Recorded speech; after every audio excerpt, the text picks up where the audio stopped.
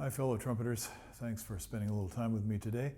We're looking at John Williams' music for the movie Lincoln, and this has become a famous trumpet solo.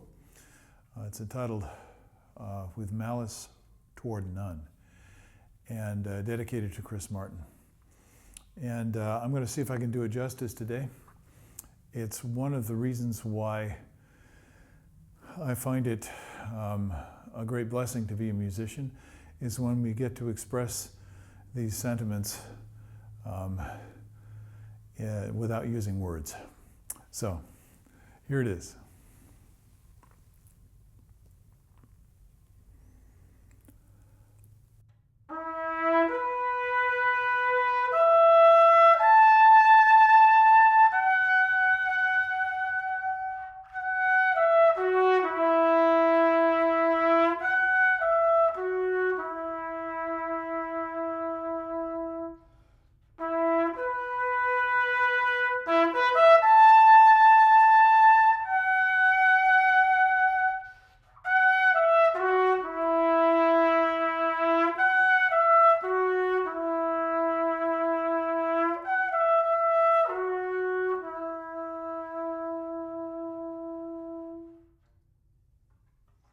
Okay, so that's the introduction, you might say.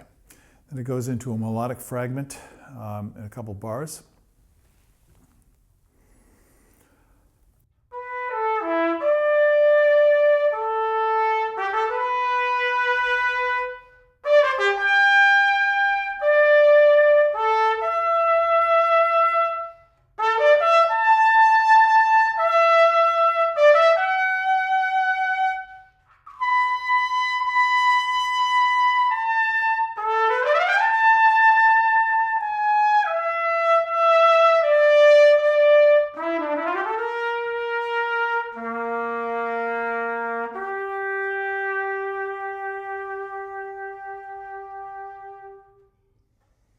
So I hope that you can feel some of my enjoyment in playing this music. It's not always enjoyable to play the trumpet. I understand that, I experience it. But when you have music like this, that gives you an opportunity to use that special voice of the trumpet to express something that's human, it's important. It's a great privilege. And so I think it's very helpful for us to recognize that, regardless of whether we're achieving according to our standards, whether we're getting what we want out of it. We have an opportunity to express something about life that we've experienced and understood. So I'm going to play the next section, and this has kind of got a nostalgic old time, you might say, feel to it from the mid-1800s. It's a little bit like a folk melody.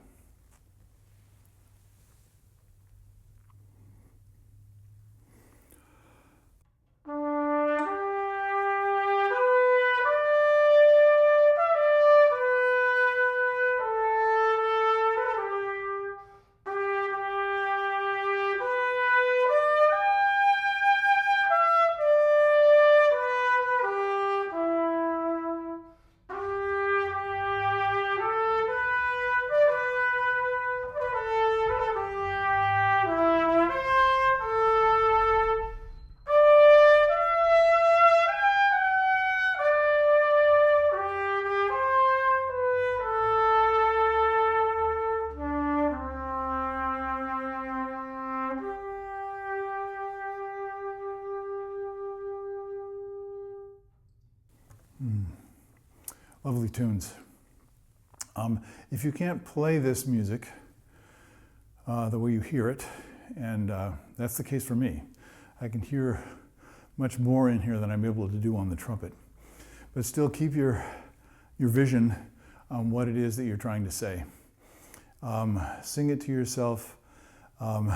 See if you can feel the movement of the music. Let it speak to you. Listen to exemplary performances. And then see if you can hear the meaning through the music and get that to come out. Now, there are a lot of technical obstacles. I might spend a couple minutes talking about that in this video. but the goal is to just play in such a way that the music comes through easily. I'm going to play the last section, and this is a return to the A theme, you might say.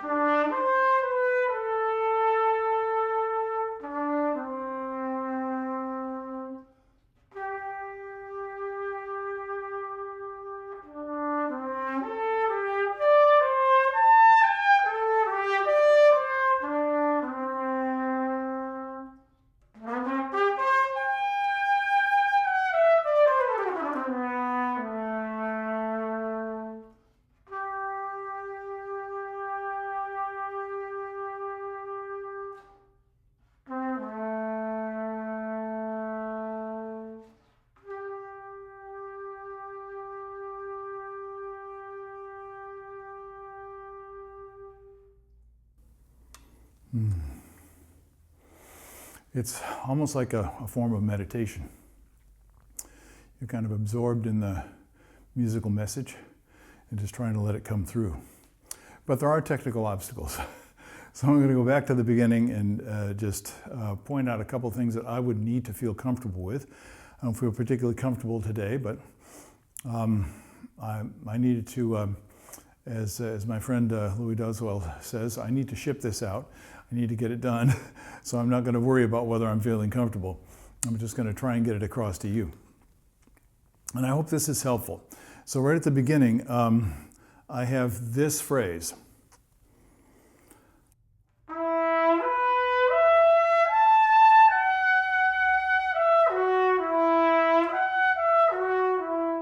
So you have a big gesture that goes through a fair amount of range. And I want to be comfortable with that. Like I said, I'm not too comfortable today. I can do it, but I'm not free. So I want to dig a little bit deeper and just explore, can I get that gesture? Can I get the feeling of the pace of the music, the feeling of the shape of the phrase that I'm hearing in my imagination? Can I get that to be comfortable as I'm blowing the instrument? And that's one of the main things that I work on, and I do it a whole lot of different ways.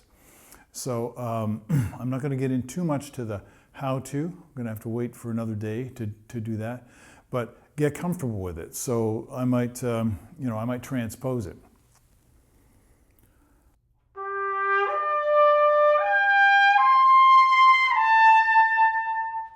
Well, okay, now I've gone above where it actually asked me to go. For me, that's really important because if I feel confident, physically in control, then I'm not straining at all in order to play in that register. I should be more confident to play it where it's written.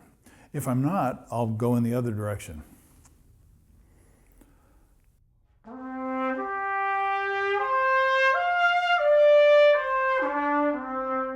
And just transpose it. Now, I'm looking at the music, but I'm not really reading it. I'm doing it more by ear, and that's what I'm going to recommend for you to do.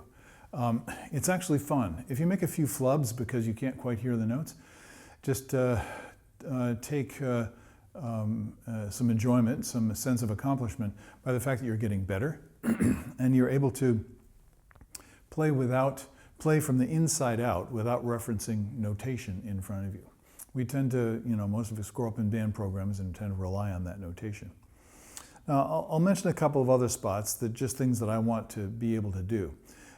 In the next phrase, listen, I'm going to play through it quickly.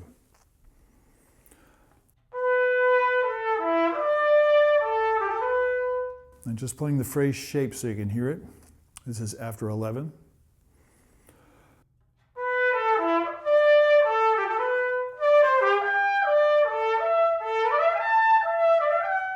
So here those are very similar shapes, but it says moving ahead, and he has this feeling of gradually growing drama until he says poco drammatico, right? How do you do that? Well, the volume will increase. The range is gradually increasing. That's the way John wrote it. But what I notice is there's also a kind of pronunciation that goes along with it. So it's a little bit more liquid at the beginning where it's more relaxed.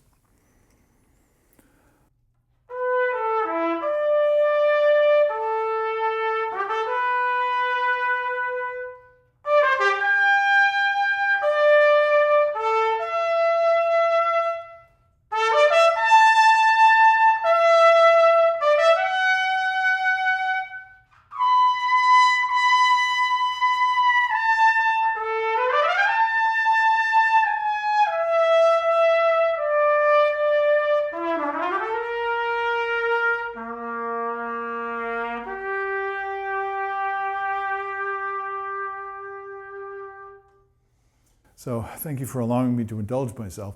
Once I got into it, I really didn't want to stop because I hear where the line is going. I'm not just playing the notes. I'm hearing, oh, it's going here. And this is a little bit like when I was young, I had the wonderful privilege of doing a lot of hiking in the Adirondacks. My dad was kind of an outdoorsman, and he would take me and my two brothers on these hikes.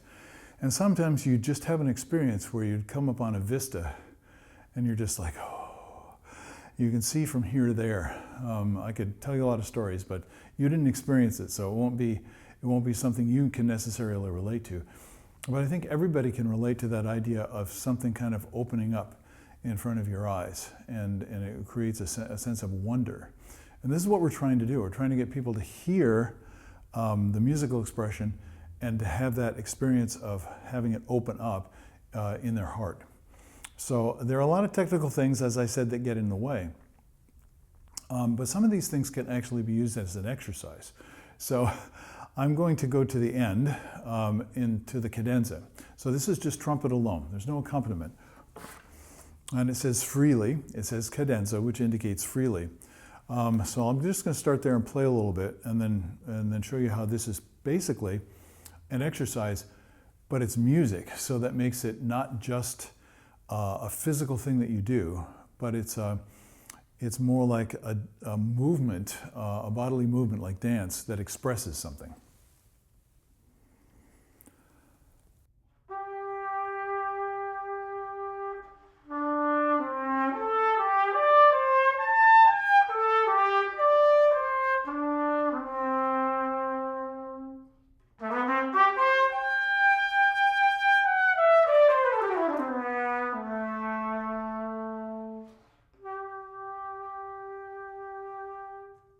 Now, all the way through there, I'm trying to get the sense of movement, the shape, the direction, but I'm also challenging myself to do some certain things physically. And I'll give you an example. Here's one way that I would play this as an exercise.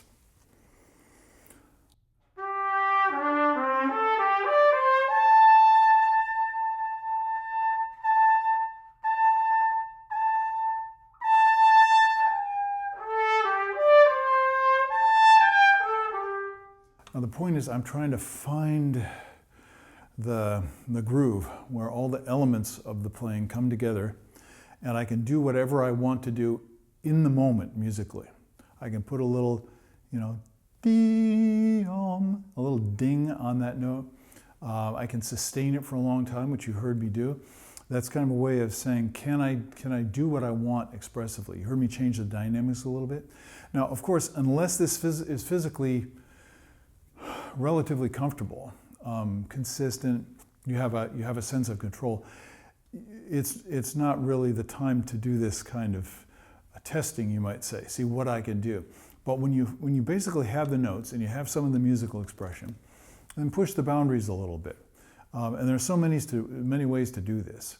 But remember, you're trying to do something physical, you need to get comfortable. So it's a balance between how can I feel loose and fluid in the moment, and how can I be expressive without losing any of the qualities that I have in my musical imagination. For me, this is the whole process. So I hope some of this helps you and gives you maybe some targets, an example, some inspiration. I feel like I could do this much better on another day, but it's real. Every day is a new day. So I hope you're enjoying this day that we have together, and I hope you are enjoying your work. So go and do that now. I'll see you next time. Bye-bye.